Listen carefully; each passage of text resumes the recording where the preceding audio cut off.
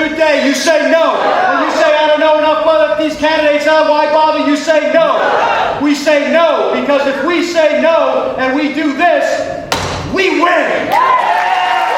And I'm here not because of the power and the influence in Columbia, Senator Glover. I'm here because the power and the influence are in the hands of the people. And if you don't use that power, if you don't use the power of the vote, ain't nothing you can say. All right. Not one thing you can say. So we got to vote. We got to vote. We got to make sure everyone in our house and our immediate family vote. There were over 300,000 people registered, particularly African Americans, registered and did not vote. 300,000 registered voters and did not vote. If a third of us come out, we'll transcend South Carolina. We'll make a difference, and we'll put candidates in there who are for the people and by the people. So I challenge you as I get back on this road. They'll be there when I get back. They'll be there all night long. I challenge you when I get on this road that you all promise those that's coming behind you, your children and your grandchildren and their children, promise those that are coming behind you that you're going to leave something worth their coming. God bless you and have a smile. Thank you very much.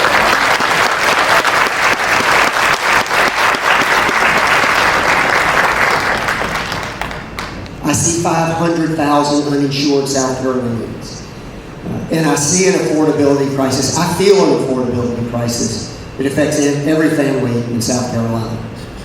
In those areas, I have spent my life. I understand them. I think I know what the solutions for our state are. And I'm looking forward as your governor to dealing with those. I will not talk. You will see me do. Thanks, sir. Dr. Johnson, the floor is yours. Good afternoon, everybody. I am State Representative Jermaine Johnson, and with your help, I can be your next governor of South Carolina, y'all. Listen, I'm honored to be here today. If any of y'all have been tuned in to what's been happening in our State House over the last few days, you've seen that we have been up there fighting this ridiculous redistricting situation that we've had. I've been up there all day fighting what they are trying to do to us. They are trying to silence our voices all across this state and all across this country. And I've been in the State House for 3 terms now, 6 years. And if anybody has been following what I've been doing for the last 6 years, I have been the fighter up there this entire time. I've stood up there for hours upon hours upon hours, holding some of these ridiculous bills up. And I want to make sure that the people of South Carolina have true representation. Somebody who understands what it's like to be the least of these. Because that's what the Bible talks about, the least of these.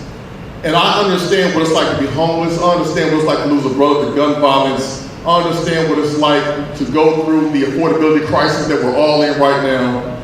But I also understand what it's like to pull yourself up by your own bootstraps. I understand what it's like to go through adversity and triumph through all the adversity. To get your education, to go through all the different things that you all have had to go through, and to make something of myself. But not just to make something of myself for myself, but to give back, to reach back, because it's no fun being on the mountaintop by yourself. You have to reach back and invest in the next generation of people. In this state right now, we have the worst roads in the entire country. We have the worst bridges in the entire country. We have an affordability crisis where people are choosing between their health care and just being able to pay their bills. We have over 600 unsolved murders in South Carolina just since 2020. We have all these issues right now. These people up here in the State House, when they have a supermajority in the House, a supermajority in the Senate, they refuse to solve the problems of everyday South Carolinians. And as your next governor, I can promise you that I will not stand for the social issue things that are being dictated by Fox News and CNN. I will get right to the issues. We will expand Medicaid. We will pass a hate crime bill. And we will increase the quality of life for you. Thank you so much.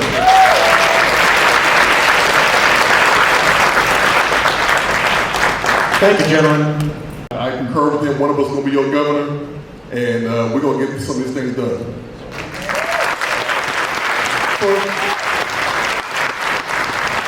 And yes, I rise today to let you know that I will be sending Lindsey Graham home.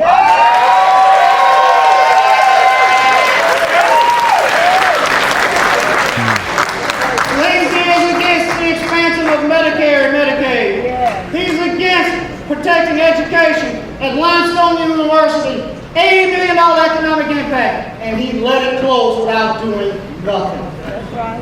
And ladies and gentlemen, he supports this president who promotes the genocide over in Gaza. He supports this president that just this past week said he doesn't care about your pocketbooks.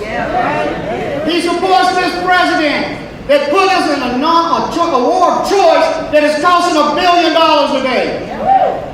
And with your help, the first thing I'm going to do in Washington, D.C. is offer articles of impeachment to Donald Trump.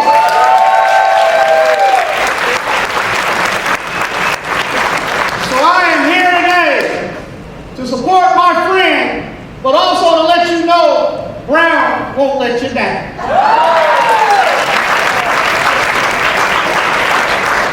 So repeat after me. Sin. Lindsey. Home. Sin. Lindsey. Home. My last three things. I'm going to ask for your prayers. Running across statewide is not easy. I'm going to ask that you to go to my website, brandonpbrown.com, look at my policies, and put in $1 or $2 if you can. But more importantly, I would never want Lindsey Graham's family to call on my funeral home for my services. But I want you to help me bury Lindsey Graham's political career. Thank you and God bless you.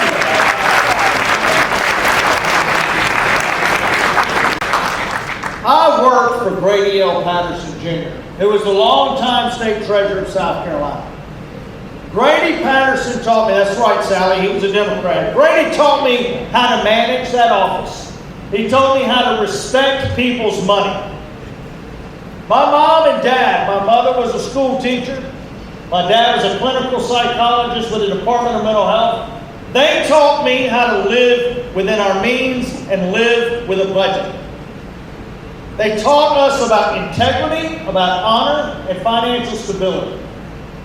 This is the part where I continue to go on and on. But I need to say, right now, people are struggling. People are having a hard time buying a gallon of gas, a hard time buying a gallon of milk. The chicken that I buy used to cost about $12 or $13, is now almost $30.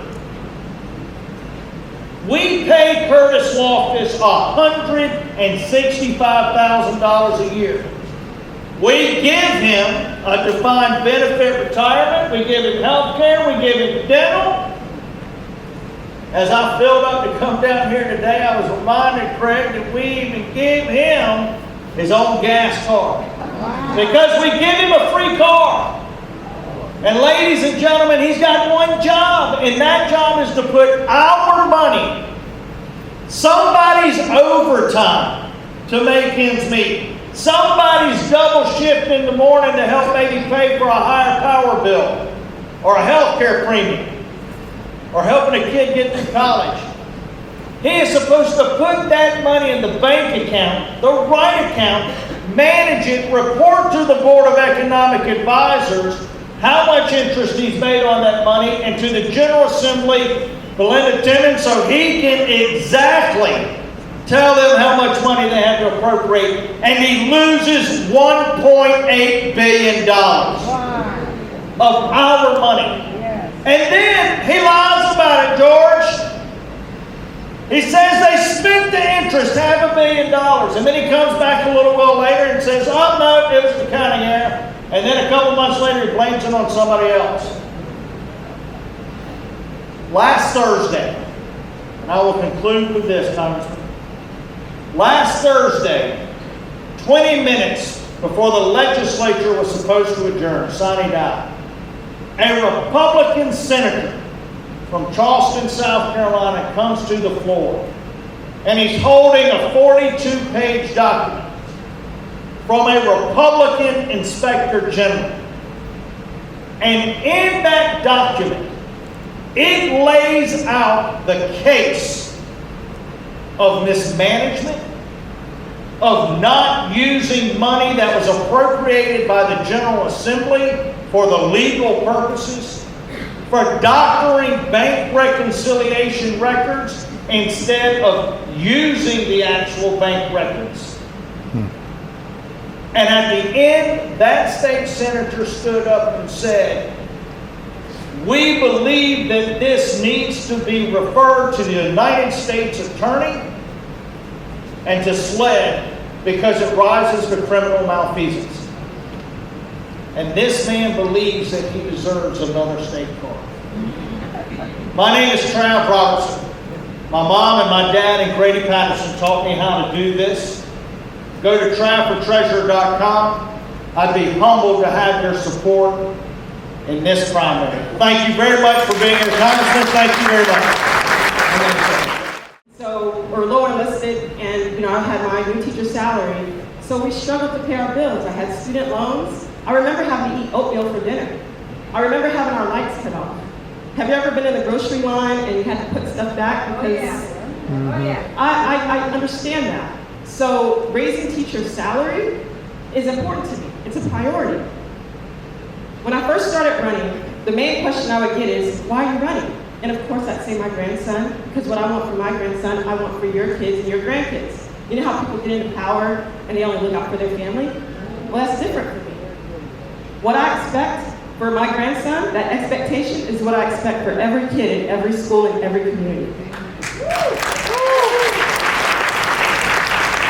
But the question I get now is, what qualifies you to be superintendent of education? And there are three things: leadership, management, and judgment. Leadership, building capacity, building relationships with others. Management, managing funds, programs, initiatives. And then judgment, looking at the data, and not just testing data. Data that comes from talking to the teachers, the students, the families, the community, and providing those resources. And I've done all these things. I've been a classroom teacher, a department leader, an instructional coach, a school coordinator, and a district coordinator. I actually resigned from my district coordinator position to run full-time for state superintendent of education because that's how dedicated I am. I'm also working on my doctor of education at the University of South Carolina in systems improvement and innovation. Because again, that's what I want to bring to improving our system here in South Carolina. We rank 43rd in the nation. And we've been in the bottom 10 for the past 20 years. So it's not this current superintendent that's the problem. She might be making things worse. But we've been in the bottom for years. It's time for change.